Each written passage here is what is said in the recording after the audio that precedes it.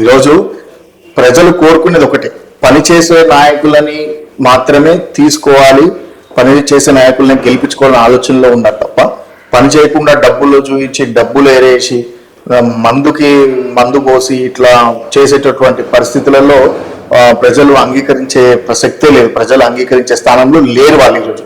So ఖచ్చితంగా ఏంటంటే వాళ్ళు నన్ను కోరుకుంటున్నారు, అంటే వస్తే ఇలాంటి గౌరవప్రదమైన వ్యక్తే రావాలి, నలుగురికి సేవ చేస్తాడు, ఒక మంచి ఆలోచనమైనటువంటి విధానంలో ఉన్నట్టు వ్యక్తి.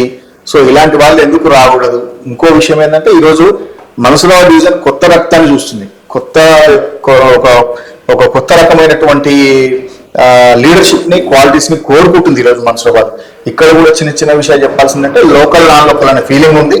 లోకల్ నాన్ లోకల్ ఫీలింగ్ అయితే మాకు ఎటువంటిది లేదు.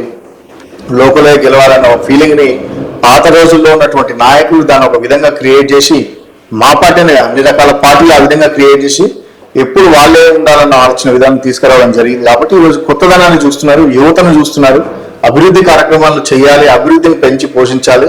ఇంకా వీళ్ళకు చర్మగీతం పాడాలి, సీనియర్లకు వాళ్ళకు ఉన్నతమైన స్థానాన్ని కల్పించి రేపు రాబోయే కాలానికి యువతనే సందేశం ఇస్తారు. కాబట్టి వాళ్ళని ముందుకు తీసుకురావాలని ఆలోచిస్తున్నాం. ప్రజలు పని చేసే నాయకుడిని అంగీకరిస్తారు.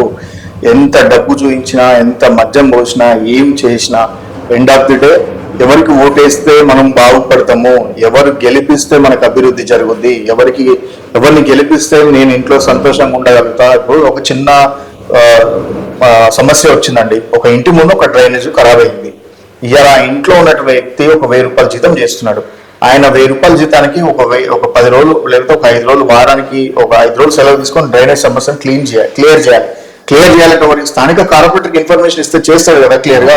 స్థానికులు గెలిపించుకునేందుకే కదా, ప్రాబ్లమ్స్ ఉన్న క్లియర్ చేయడానికే కదా.